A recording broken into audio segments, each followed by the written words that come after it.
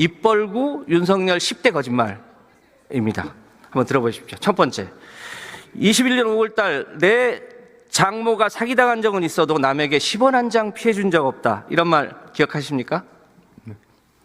검찰이 상당히 봐줬음에도 불구하고 구속됐었죠. 결과적으로 거짓말 아닙니까? 그 부분에는 판단은 제가 할 입지는 아닌 것 같습니다. 둘째, 윤석열 검찰총장 시절에 자신의 직속 부하인 손준성 검사가 작성한 고발 사주 문건에 대해서도 후보 시절에 뻔뻔하게 괴문서라고 거짓말을 한 적이 있습니다. 셋째, 윤석열 씨는 대선 TV 토론 때 손바닥에 왕자를 쓰고 나온 적이 있습니다.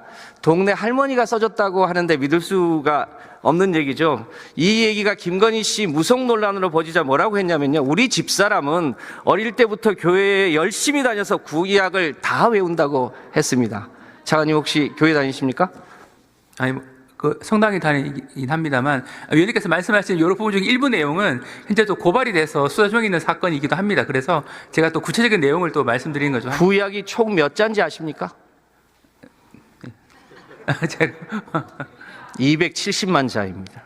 챗 GPT도 외우기 어려운 것을 무속을 신봉하는 김건희 씨가 외운다고 했습니다. 거짓말이겠죠. 네 번째, 관훈 토론회에서 윤석열 씨는 김건희 씨의 도이치모터스 주가 조작에 대해서 오히려 4천만 원을 손해봤다고 거짓말을 했습니다. 진실은 국민들이 이미 알고 있습니다. 다만 수사가 안 되고 있을 뿐이죠. 다섯째, 윤석열 후보는 특검을 왜 거부합니까? 죄를 지었으니까 거부합니다. 라고 발언한 적이 있습니다. 기억하십니까? 네. 그런데 대통령은 임기 중에 자신과 배우자에 대한 특검법에 대해서는 모두 거부권을 행사했습니다. 옳은 일입니까? 제 요구의 정당성에 대해서는 이미 이제 정부 입장은 그동안 충분히 설명을 드렸고 거기에 대해서는 그 국회에서도 이 표결을 통해서 어느 정도 판단하신 것으로 알고 있습니다.